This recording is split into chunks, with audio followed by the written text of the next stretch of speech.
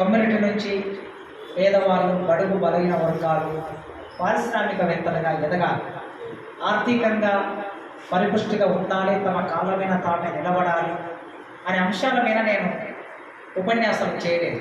ఒక రకంగా ఇదే మొదటి ఉపన్యాసం అవుతుంది. అయితే ఒక 5-6 సంవత్సరాలుగా మాత్రం అడపదడప కొన్ని సందర్భం వచ్చినప్పుడు మన యూత్ను ఉద్దేశించి కొన్ని విషయాలు చెప్తూ ఉన్నాను. ఎందుకు ఈ విషయాలు చెప్పాల్సి వస్తుందంటే, చాలా గ్రామాలకు వెళ్ళినప్పుడు, పట్టణాలకు వెళ్ళినప్పుడు, లేదా నేను యూనివర్సిటీస్ వెళుతూ ఉన్నప్పుడు మన పిల్లలు చదువును పూర్తి చేస్తున్నారు, కానీ చివరికి ప్రభుత్వ ఉద్యోగం కోసం ప్రయత్నం చేసి ప్రభుత్వ ఉద్యోగం రాకపోయేసరికి నిరాశ చెందుతూ ఉన్నారు. ఈ నిరాశలో తాగుబోతులుగా మారుతూ ఉన్నారు. అగ్రకుల పార్టీలకి వాళ్ళకి సేవ చేసే కార్యకర్తలుగా మారుతూ ఉన్నారు. కుటుంబానికి భారం అవుతున్నారు. ఒకవేళ పిల్లలు ఉంటే భార్యకి, బిడ్డలకి భారం అవుతున్నారు, సమాజానికి భారం అవుతున్నారు. ఇది చాలా ఇట్లాంటి విషయాలు నా దృష్టిలోకి వస్తూ ఉన్నాయి, చూస్తూ ఉన్నాను నేను. కనుక ఏం చేయాలి? ఇన్నాళ్ళు ఏం చెప్పాను నేనంటే, ఉద్యమాలు చేయాలి, పోరాటం చేయాలి, మన హక్కులు సాధించుకోవాలి అని చెప్తూ వచ్చాను. ఇప్పుడు కూడా చేయాలి, ఉద్యమాలు చేయాలి, పోరాటం చేయాలి, మన హక్కులు సాధించుకోవాలి. అయితే ఉద్యమాలు చేయాలంటే అందరూ ఉద్యమాలు చేయాలి, కొందరే చేస్తారు ఉద్యమాలు. మరి ఉద్యమాలకి దూరంగా ఉండేవాళ్ళు ఏం చేయాలి? వాళ్ళు ఏదో పని చేయాలి. ఒక్కొక్కరికి ఒక పని చేతన అవుతుంది. ఒకరు పాడతారు, ఒకరు రాస్తారు, ఒకరు మాట్లాడతారు.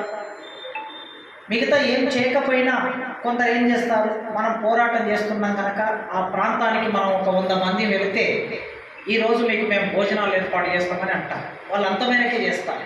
వాళ్ళు కూడా ఉద్యమం చేసినట్లే 100 మందికి ఒక రోజు భోజనాలు పెట్టారు. అదేవిధంగా ఒక సభ నిర్వహిస్తున్నాం అంటే మీ సభకి నేను 1,00,000 రూపాయలు ఇస్తా అంటాను. వాళ్ళు ఎన్నడూ ఉద్యమం ఉండకపోవచ్చు, కానీ ఆర్థికంగా వాళ్ళు సహాయం చేస్తున్నారు. కనుక ఇంతమంది సమాజంలో ఉన్నప్పుడు ఒక్కొక్కరి స్థాయి ఒక్కొక్క రకంగా ఉంటుంది, ఒక్కొక్కరు పని చేస్తారు. అందరూ ఒకే పని చేయాలని లేదు. ఇది నేను ఆలోచిస్తున్న క్రమంలో ఏంటంటే, మన సమాజం ఎటు వెళ్ళాలి, యువతరం ఎటు వెళ్ళాలి, కొంత విషయం తెలియకపోవటం మూలంగా కూడా ఏం చేయాలో తెలియకపోవడానికి మార్గమే తెలియదు. మార్గం తెలియక ఉండిపోతారు. చాలామందికి ఎందుకు, నేనే ఉన్నానండి, ఉద్యోగం వచ్చిన తర్వాత మొట్టమొదలు ఏం చేస్తారంటే ఇల్లు కొనుక్కుంటారు ఎవరైనా. కానీ నేను ఉద్యోగం వచ్చినాక 20 ఏళ్ళ వరకు ఇల్లు కొనుక్కోలేదండి. నాకు తెలియదు. ఈఎంఐ మనము రెంట్కుంటాం, 10,000 15,000 రెంట్ కడతాం. ఆ రెంట్ డబ్బులు ఈఎంఐ పెట్టుకుంటే, ఇంకొక 20,000 కలిపి ఒక 50,000 ఈఎంఐ పెట్టుకుంటే, ఒక 50 లక్షల లోన్ వస్తే 50 లక్షలు పెట్టి ఇల్లు కొనవచ్చు అనే అవగాహన, అవేర్నెస్. నేను ఇంత సమాజంలో మాట్లాడుతున్నా కదా, నేను ఎవరిని ఏమి దోపిడీ చేసేది లేదు. నా ఉద్యోగము, నా జీతము, నేను ఒక 50 లక్షలు లోన్ పెట్టి ఇల్లు కొనుక్కోవచ్చు.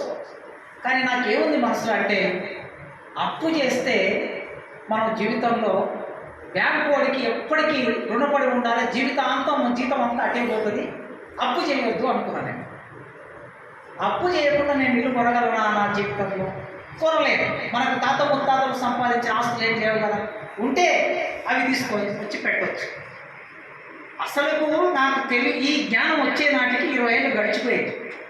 20 ఏళ్ళు గడిచినాక ఎవ్వరు కూడా ఆల్రెడీ మనకున్న సంపదలో డబ్బులను తీసుకొచ్చి ఇల్లు కొనుక్కోరు, బిజినెస్ చెయ్యరు.